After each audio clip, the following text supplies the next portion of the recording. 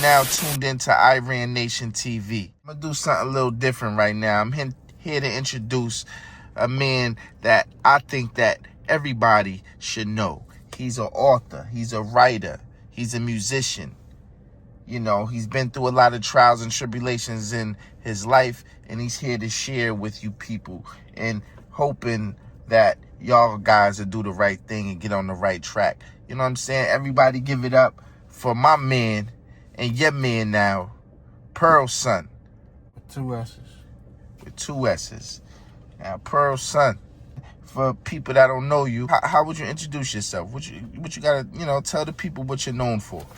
Oh, I'm known for writing poetry. Little music here and there. But poetry's my thing, writing. Writing. Yes. Okay, how long you been writing for? Lifetime, since 4th grade. Oh, since 4th grade. Okay, we're gonna get to that. All right, I like to start at the beginning. What year was you born? 1970. 1970. Wow, and what city? Stanford. Stanford? Stanford what? Connecticut. Stanford, Connecticut.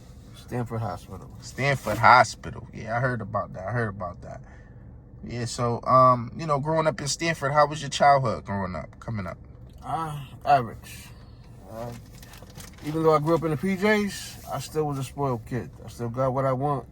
Not when I wanted, but everything I needed and wanted, I got it. Grew up Single-parent household. Single-parent household. The V, the largest city project of Stanford. Largest city project buildings. Correct. Okay. I grew up in the bungalows, not the buildings, but the largest complex. Largest complex, okay. Of Stanford. Now, you said you grew up in a single-parent home. Correct. With your mother? Yes. Okay. Now, where was your father at the time? Philly. Philly? Pennsylvania, yes. Okay. Did you know him growing up? No, I did not. That's a shame, that a lot of, young black men have to grow up that way with no father figure. So who did you look up to in your life? I had a couple people I looked up to. One person was called Sandy. Sandy? My mother, the guy my mother was dating. Then there was my uncle, John Anderson. He looked out for me as much as he could. So those are the only people that you had in your life? And then other family members, and then the streets. Pretty much. The streets, huh? So when did you could say that you jumped off the porch? I was off the porch early. Very early. How early is this? Childhood, elementary, I was off the porch. I had to be. So that's like 7, 8? Yeah. I knew bank accounts, ins and outs of banks, all of the above. Clean your room, this, that, and the third. I was the only child, so I had to do it all. So what would you do for money? How would you make money? Early on, you earn money by doing your chores. You shovel the neighbor's lawn. You rake the neighbor's lawn. Go to your grandmother, ask for money. She gonna put you to work. You gonna help her in the garden. Okay. That's the only way that you made money? Was you a hustler in the streets? At an early age, yeah. I started hustling around 16. So what would you hustle? Oh, actually, before that, I hustled candy in school. Middle school, I hustled candy. Lollipops, Jolly Ranchers, Now Laters, Grape Rapes, Lemon Heads. What was those? Baked beans. All the candies that the white kids didn't have in their neighborhood. I would buy them for 5 and 10 cents, go to school and sell them for 15, 25 cents. 15, 25 cents. So you was doubling up on them, huh? That's how I learned to hustle, yeah. That's how you learn to hustle. Okay. Go to one candy store, re-up, get your customers in school, you're good to go. Okay, so you was an entrepreneur at a younger age. Very. So when did you fall off the path of the righteous way? What do you mean fall off? I never fell off. I always had righteousness in my heart. That's how I learned to read. I learned to read the Bible first. That was my first book, children's Bible. But were you in the streets? You said you hopped off the porch young. Being off the porch, it doesn't mean I wasn't still had my faith. Still always had my faith. But I jumped off the porch. Yeah, so we want to get into the nitty gritty. Like, what kind of things did you do when you was young? Like, how did you make your money? Like, as far, you said you was hustling candy, but you know, did you hustle drugs, cocaine, crack, marijuana? Yeah, started off with weed, cocaine, crack, dust. I had three things in my pocket at some times. Okay. Did you ever get arrested? Yeah, a couple times. First time I got arrested was for a stolen car. What's the story about the stolen car? What's the backstory about that? Somebody that I thought was a friend put me into a stolen car. Told me the car was all right. I got in the car. Before I even got to the highway, the cops pulled me over. Stolen car. Wow, that's sad. You know, that's crazy. 2 days later, after I got out from that, got arrested again, getting into my Jeep. Two friends was asking for a ride. As I was getting into my Jeep, they had been on the block. Cops pulled us over. Well, I didn't even pull us over. I didn't even make it nowhere. But that was 2 days later.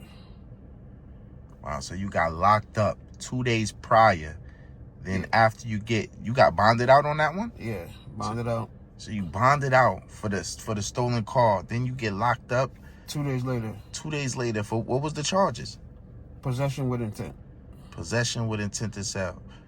So what within was projects and 100 feet? What is it? 100 or 1,000 feet of a daycare center. What did you have possessed of? What was you possession? Possession of crack cocaine. And how old was you? How old was I at that time? I was 20. You was 20 years old. Out of high school? Out of high school, yeah. Graduated high school. Graduated high school. From where? Stanford High. Stanford High. Were you working at the time? Yes. Caldors, Riverside. Wow. That's old school. That's old school. You know what I'm saying? What year was you born? 1970. 1970. So how was it growing up in the 70s and the 80s in Stanford, Connecticut? 70s, 80s. Parents had to do what they had to do. My mom, she worked, but she also dealt with the government system. She received welfare assistance, government checks, food stamps. Whenever she wasn't working. That's back then when it was the paper stamps, huh? Yes, sir. Paper books. Yep. So block cheese, big. I don't know what, 3 pounds of block cheese. Yeah. So Mom's was doing everything she had to do. Right. Thrift store shopping. All right. Hand-me-downs. All right. So I just want to recap. You know, 7 to 8, you hopped off the porch. You grew up in a single-family home. You know, your pops wasn't around. Nah. You said he was in Philly. Right. You grew up with your mother in the projects. Mm-hmm. You know, you was hustling candy, trying to make a way, right? Helping your moms and things like that. As much as I could, yeah. Yeah. And then you got into the dark path of drugs. Now, what was the transition from the candy to the drugs? Let's see. Around 14, I got a job working for the city, sweeping the steps of a building called Martin Luther King Building. And on those steps was crack vials, all up and down the steps. I wanted to know what it was, found out what it was, what the vials were, why was it so many. That gave me the idea to transition from candy to drug sales. So that was the big epidemic back in the 80s. Right. You know what year that was around? 80 what? That was early 80s? 81? That was 84. 84. Around 83, 84. Yeah, that's when the crack epidemic hit really hard. Now, I didn't actually start selling at that time, but that's where the idea came from. That's where the idea came from. Yeah. Shit. Where'd you get your first pack from? First pack came, I'll say 16. 16 years old. Yeah. Wow. He was young. He was young. Spent about $100. Got a pack. That began the thing right there. Going back and forth to New York, Amsterdam. Harlem. Yep. Okay. And those trips had to be scary. How did you transport the drugs? And Metro North. And then once I got my license, driving the car. Wow. So from 16, you was hustling crack. Now back then it was totally different. You know, I know people used to hustle on blocks back then. How was you hustling? Yeah, we hustled on the block, on the corner. On the corner. Wow. So, you know, growing up, you know, did you ever think about jail or prison, or death? Because, you know, drugs come with a lot of violence and a lot of, you know, activity. Like, you know, did anybody ever try to rob you or, you know, stick you up for, you know, money that you was making? I got robbed a couple times. And the money that I was making, I didn't see it. I knew it was wrong, but it was, to be honest, I hate to say it in this manner, it was more of a game than anything else. Because I had a job as well. I always kept a job. So the hustle money was just extra money for me. How much money was you making hustling? A little bit more than my checks, depending on the day, because like I said, I was working, so it was something to do while I wasn't working, while I was outside with associates on the block. If I was outside, why not make money if I'm out there? So did you hustle for yourself, or did you have a team? Or hustle for myself. It was a crew, but we was hustling for ourselves. We wasn't hustling for nobody else. Okay. Yeah. Did your moms know that you was hustling? Absolutely not. So you kept everything away from your moms? Yeah. I mean, she might have had some type of, when she was trying to catch on, I threw her off because I was working. But her catch on point was where you getting all this money from, and all your paychecks is on my dresser. That's deep. So you had a pocket full of money, and your mom's had your paychecks. Uncashed. Wow. So I had to prove I was working. So she ended up calling the job and coming to the job. Where's he getting his money from? So my boss, which was true, I was working the hours. But my boss said, yeah, he's working the overtime hours. So I had to explain I was saving up the money to get a car. So I had to end up buying a car before I wanted to buy a car. So what kind of car did you get? I ended up buying a Nissan Sentra. Nissan Sentra. 88 Nissan Sentra. Wow. What color was it? Silver. Gray. Wow. Yeah. I like Two-door. Back in the day, there was nice cars. Definitely nice cars. Yeah, I tinted it out, put a system in it. It was nice. True. So you bought this car with drug money. And work money. So you was in a mix of, you know, drugs and work, because you was, you know. Yeah, I grew up in a family of working people. To come home with drug money, my mom had kicked me out. And, well, not just kicked me out. She probably wouldn't even have kicked me out, but it wouldn't have been allowed. Put it that way. Okay. So it wouldn't have been allowed. That was something she did not condone. She didn't condone. Wow. So, you know, your mother, you know, that's who you grew up with. So I know that she passed away as you got a little bit older. Yeah, she passed away when I turned 20. When you turned 20. Yeah, 1990. Was you close with your moms? Yeah, I was the only child, so me and my mom had a very close bond. Wow, that's nice. That's dope. Yeah, mom, it's very important for moms to have a close bond, especially with her firstborn. Is any of the special, like, Any special moments you shared or that you want to share with the people about you and your moms? Well, there's a lot to share, but You have like one special moment out of your whole life. I know you got a lot, but one special moment that really stands out to you right now. right now, first thing I think of, me and my mom, we watch movies together. All of the horror flicks that I wanted to watch, that I couldn't watch as a child, she would take me to the movies with her so I could watch them. Yeah. Jason, Freddy, all of those movies. When they came out, Yeah. she'd take me to the movies to watch them. Oh, that's dope. How did your mother pass away? Colon cancer. Wow. How did that affect you? Very hard. Put me in a state of depression. Took me under. Made me not give a fuck about anything. So, did you act out? What did you, like, with her passing away, what type of impact did it have on your life? It made me not give a fuck about things. I mean, I gave a fuck, but I didn't. I had an attitude of my mother not living, and I don't respect my father because he wasn't around. So That's deep. As the only child, I mean, who do you run to when your mom's is gone? And that's who you ran to before. Yeah. Now you run to your grandmother, your aunts and your uncles, but it's still not the same. So you was 20 years old. Your mom's passed away. So then what happened then? Where did you go? I went and stayed with my grandmother and my uncle.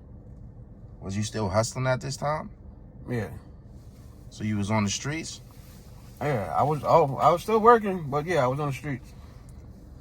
Did you use any like marijuana or anything like that? What did you use drugs?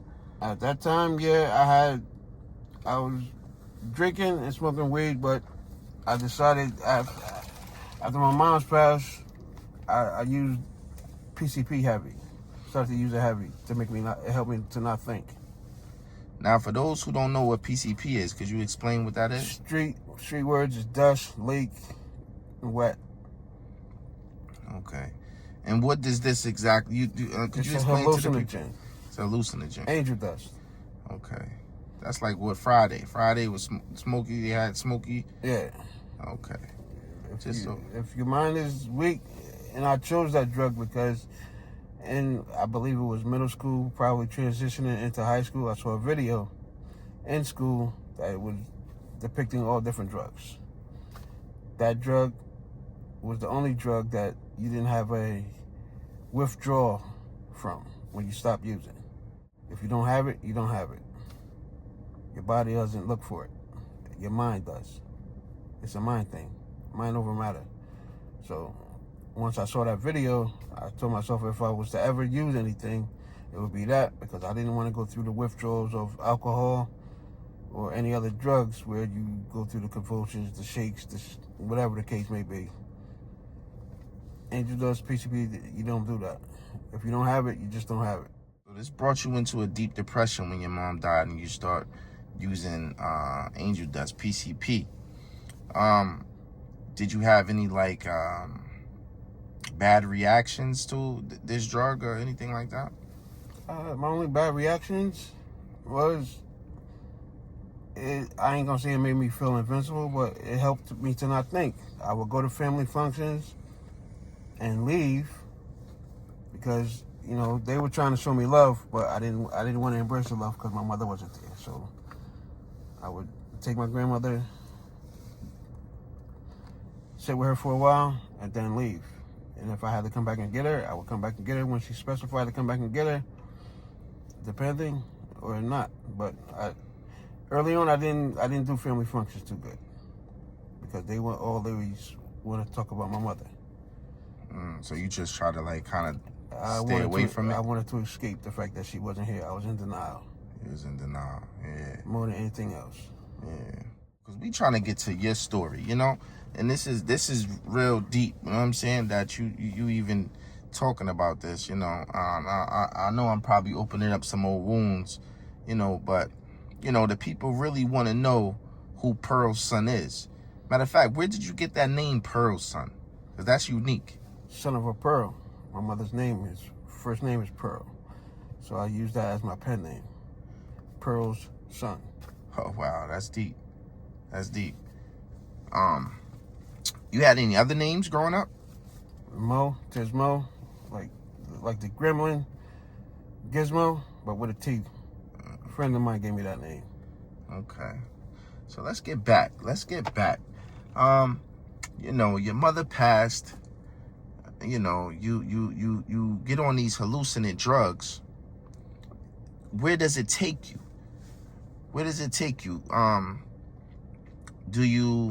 Are you still working? Are you going to school?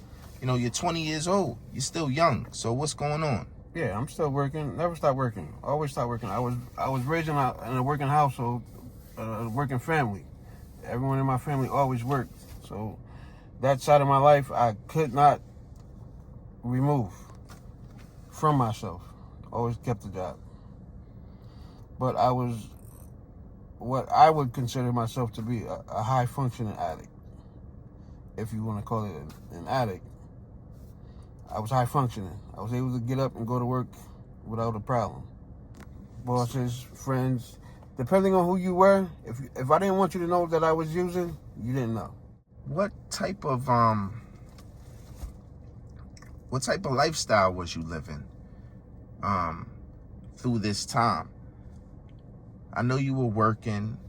When did you start writing? Because I know you do poetry and music. When did this start? Well, my writing, I fought my writing. I didn't accept being a writer until into my late 20s. But as a youngster in 4th grade, my English teacher told me I would be a writer, but I didn't like writing. I don't like to read when I'm told to read. So, and my attention span is short. So I only would normally read books that had short stories to them, and magazines, newspapers. I could read those all day long because the articles were short. But long books, novels, stuff like that, no, I didn't do it. My 4th grade teacher, she put me on to reading, told me I would be a reader. I didn't trust it, I didn't believe it, but she stuck with her guns. And look at me now. I turned out to be a writer. Who knew? So, you didn't enjoy reading. You didn't like to read. That's strange. That's different. Very different. How do you write books and you don't read them? Yeah. But like I said, my attention span, I can be listening or doing one thing right now, and my mind could be somewhere else. So I have to keep my mind active and switch up constantly. So what type of I know you got some books out right now. But we're gonna get to that. I know you got some books out, but what kind of writing would you do? Usual writing that when you come, like say for instance, when you come back from school vacation over the summer, and they tell you to write what you did over the summer. Now normally, the teacher would say write 1 page worth of information. By the time I turn my paper in, I would have 2-3 pages front and back worth of information on my pages. Because once I started writing, I couldn't stop. I wanted to get everything that was in my head, out of my head, onto the paper. So that's how she realized that I was going to be a writer. My only problem with writing is punctuation. Outside of that, I can write all day, any day. It doesn't really bother me. So that was in high school that you started writing? Is this where the teacher? No, that was elementary. That was elementary school. Elementary that she caught on to my writing skills. Okay, so you kept writing from elementary until high school? I wrote because, of course, the teachers ask you to write, but I was actually reading and writing through force, not through enjoyment. So when did the enjoyment come? I can honestly say it really never did come until I was an adult and I started trying to write rap songs. Okay. And I was doing that for my own entertainment until a coworker saw some of my work that I had written and asked me if I was a writer.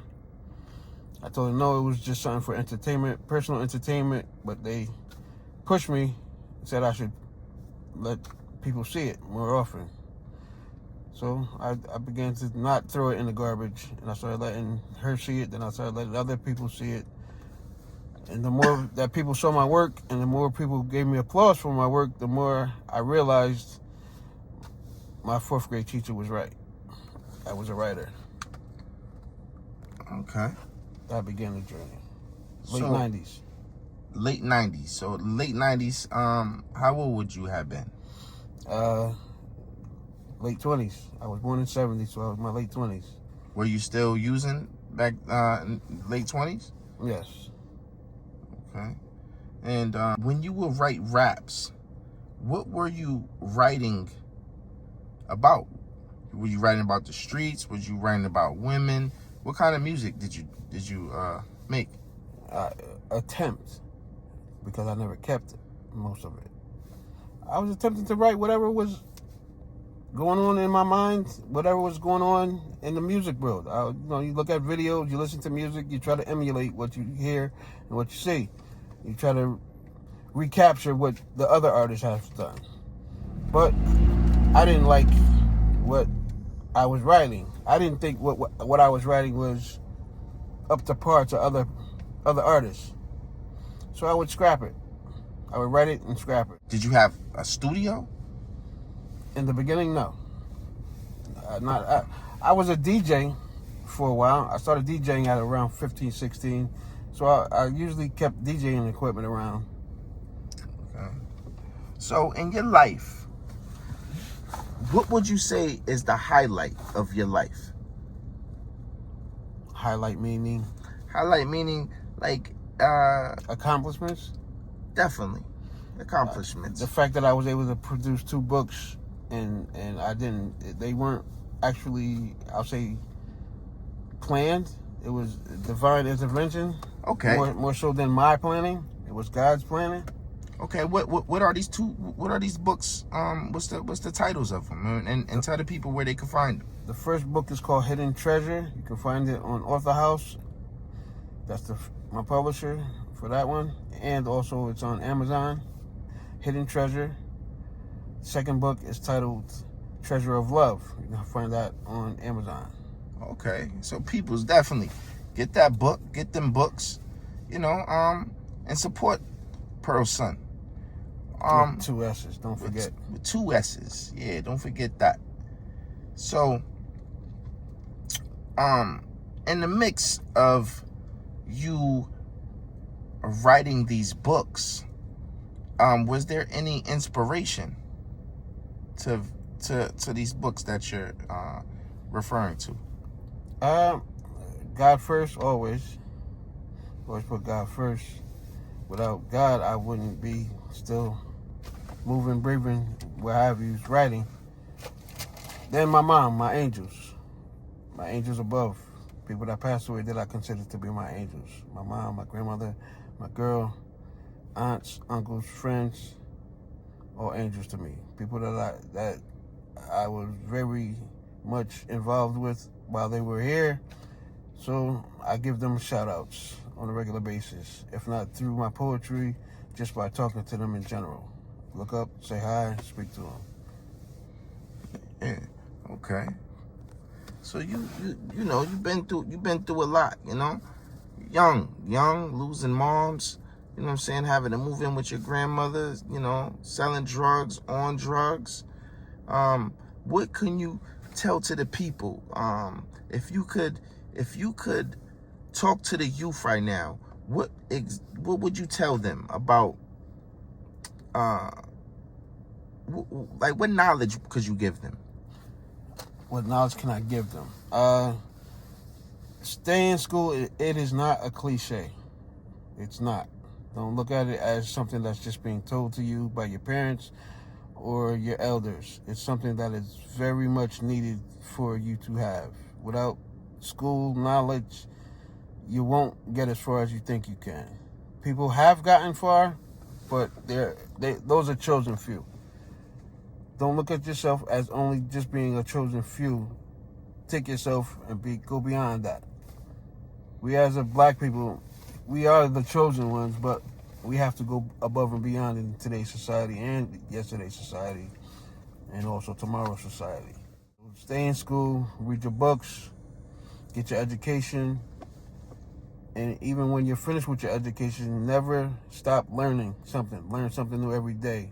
I don't care what it is. If you're learning plumbing, you're learning carpentry. If you're learning about cars, if you're learning about animals, if you're learning about the earth, the air that you breathe, if you're learning about biology, the body, learn something that you didn't know yesterday. Always continue to learn. Your brain is the first computer. Remember that. That's deep. That's deep. That's real. I know you've been through a lot of trials and tribulations in your life. Now, from a young brother like yourself, is there anything that you would tell the youth about, selling drugs or doing drugs or anything like that? It's a trap. Selling drugs, doing drugs is a trap. It's a never-ending story. Once you get involved with it, not many people don't be involved with it once they get involved with it.